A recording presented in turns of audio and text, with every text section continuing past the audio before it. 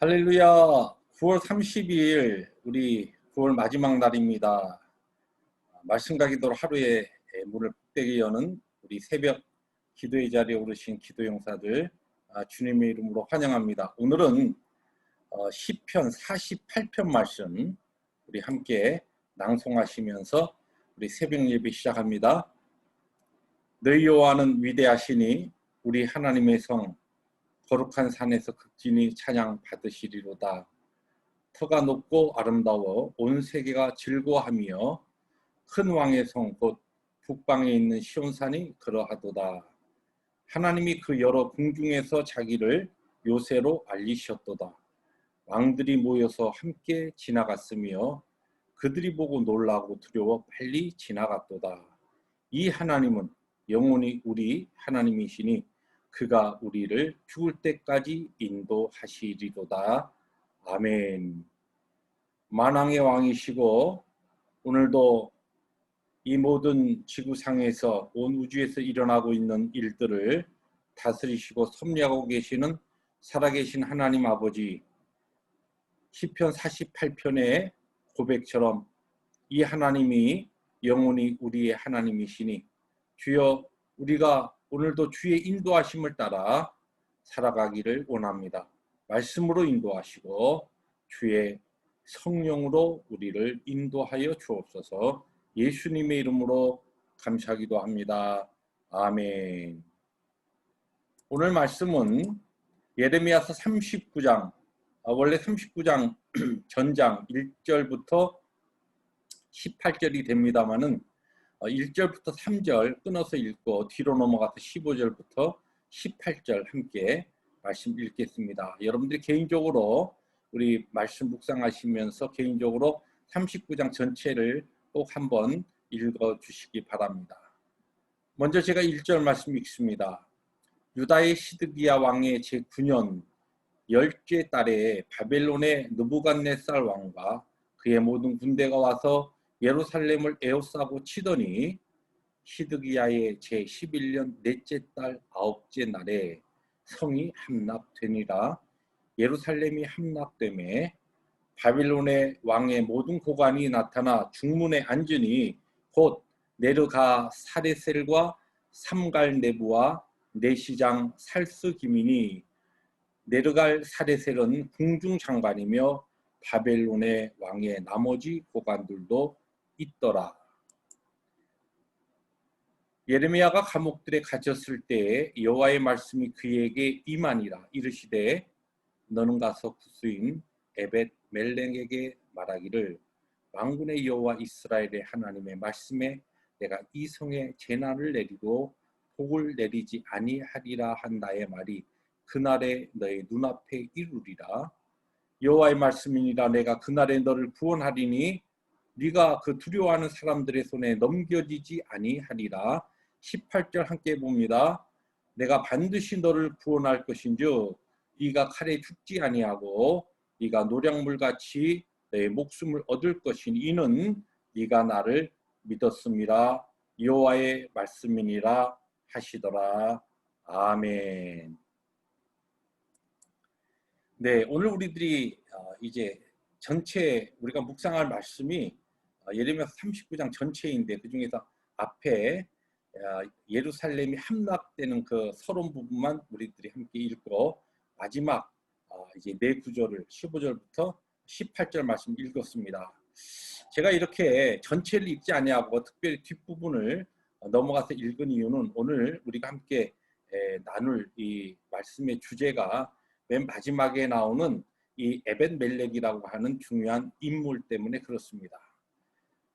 오늘 우리가 읽은 이 39장은 우리가 잘 알듯이 바벨론의 제4차 침공으로 인해서 이게 횟수로는 3년이지만 실제적으로 이 예루살렘이 바벨론 느부갓네살 왕의 군대에 완전히 포위되어 있어서 항전하던 기간은 1년 반 정도 됩니다.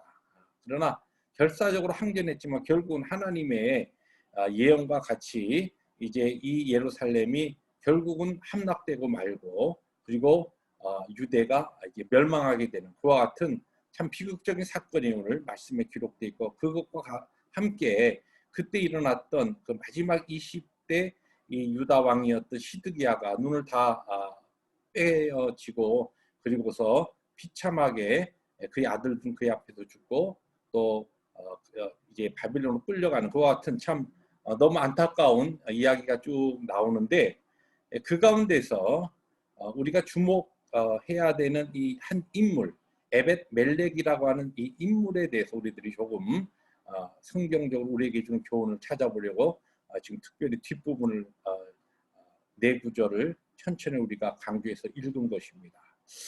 이 에벳 멜렉이라고 하는 사실 이건 이제 히브리의 이름이죠. 그런데 이 사람은 누구냐면 바로 이 앞장인 38장 앞부분에 예레미야가 이제 엉뚱한 모함을 받아가지고 그래서 사람들에게 매맞고 그리고서 이제 그 진흙 구덩이에 이제 빠지게 되는데 사실 진흙 구덩이에 빠진 것은 뭐 그냥 거기에 빠뜨린 것이 아니라 거기에서 이제 죽게 하려고 원수들에 의해서 그와 같은 아주 큰 아주 위험한 지경에 빠졌을 때에 그때에 이 바로 이 왕의 황관이었던 다시 말해서 내시였던 여기 보면 구스 사람입니다. 이방인이었죠. 이 바로 이 에벳 멜렉이 이제 시드기야 왕에게 찾아와서 그 이야기를 듣고서 이거 예레미야 이 선지자를 저렇게 내버려 두면은 지금 성중에 다 먹을 것도 떨어졌고 저 지금 진흙 구덩이 안에서 굶어서 곧 죽습니다. 이것은 절대로 잘못된 일입니다. 그렇게 자기의 목숨을 무릅쓰고 그렇게 이제 시드기야 왕에게 간언을 하지요. 그때 시드기야 왕이 30명의 사람을 내어주면서 이 에벳멜렉이 네가 가서 그러면 구원해내라. 예레미야 선지자를. 그래서 예레미야 선지자를 에벳멜렉이 구원해내서 그래서 그 이제 왕궁 뜰에서 그냥 지내게 되는 그런 예레미야의 처지가 됩니다. 이런 일이 있은 다음에 결국은 이제 예루살렘이 망하고 시드기야 왕도 이제 아주 비참한 것 같은 말로를 당하게 되고 그리고 완전히 유다가 멸망당하는 이와 같은 상황 속에서 오늘 이 맨 마지막에 사실은 이 에벳 멜렉이라는 이 인물이 다시 등장하는데 그때 이제 하나님께서 예레미야를 통하여 에벳 멜렉에게 하신 그 예언적인 계시가 마지막 이 유다의 멸망과 예루살렘 함락의 기사 바로 따라서 나온다는 것이죠. 여러분 이제 성경에 보면은 수많은 그와 같은 하나님의 말씀 많은 인물들이 등장하고 또 많은 이야기들이 소개되고 있지만 이 성경에 기록되어 있는 그와 같은 그 인물들과 어떤 사건들 그 중에서 특별히 참 귀감이 되고 좋은 쪽으로 이제 기록이 되는 그와 같은 그 사람들은 하나님께 특별히 그 수많은 사람들 중에서도 하나님께서 기억하신 그런 사람들이기 때문에 성경에 기록된 것이죠. 예. 수많은 하나님의 섭리와 경륜 가운데 인물들이 사람들이 또 신앙의 사람들이 또 이 역사 가운데 등장하고 또 역사의 뒤안길로 사라지지만 그 중에서 참 이 에벤멜렉이라고 하는 이 사람이 이렇게 하나님께 기억되신 바 되었고 그리고 그가 이 특별히 이 맨 마지막 39장 마지막 부분을 장식하는 그 이유가 무엇인가라고 하는 것입니다. 여기에 오늘 그 말씀에 이제 18절 거기에 보면 이런 말씀이 나옵니다. 그 이유가 무엇이냐면은 이는 내가 나를 믿었습니다. 그런 말씀이 나와요. 이제 이 15절부터 18절 마지막 네 구절은 하나님께서 이 예루살렘이 바벨론에 의해서 함락되고 멸망당하는 이 순간에도 에벤멜렉 너를 내가 보호하고 너를 구원해 줄 것이다라고 하나님의 약속이 예레미야를 통하여 이 에벤멜렉에게 전해진 것을 지금 기록하고 있는데 그 이야기 가운데 맨 마지막 하나님께서 왜 그를 이 예루살렘의 함락과 멸망 가운데서 그를 구원하시느냐 하면은 여기에 보니까 이는 네가 나를 믿었습니다. 에벤멜렉이 하나님을 믿었다는 것이에요. 자, 이방인이었습니다. 예. 어떻게 해서 그가 이 유대 왕궁의 황관이 되었는지 그러한 배경과 기록은 성경에 없습니다. 근데 이 사람이 이 가운데 이방인으로서 유대인의 이 지금 궁궐에 들어와서 황관으로 있으면서 하나님을 신실하게 믿는 믿음의 사람이었다는 것이에요. 그런데 보세요. 그 믿음이 무엇을 낳게 했느냐? 이 사람의 에벳멜렉의 믿음이, 이 에벳멜렉은 그 히브리 뜻이, 에벳은 종이라는 뜻이고 멜렉은 왕이라는 뜻이거든요.